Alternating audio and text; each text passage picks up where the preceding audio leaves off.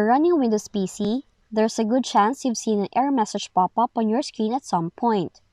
So in this video, you can try various ways to fix this exception access violation error.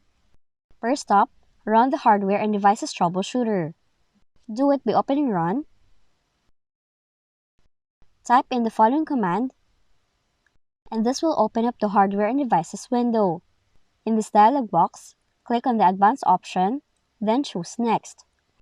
Then, check for Apply a Repairs Automatically checkbox, click Next, and then it will start looking for the problems.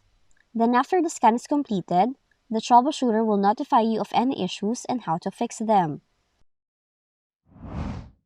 Next, disable user account control. Do it by opening Run. Type in the following command. Press Enter. Slide to Never Notify in the user account control settings. Then press OK. Now exit the user account control setting window and then restart your PC. Lastly, run the problematic application in compatibility mode. Do it by right-clicking the application's executable file, causing this error message. Choose Properties. Switch to the Compatibility tab. Click on this drop-down menu. Then in here, select an older version of Windows.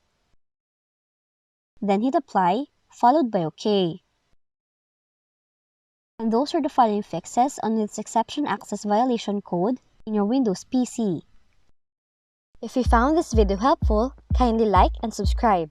You may also click and turn on the notification bell so you can be notified from whenever we release new videos.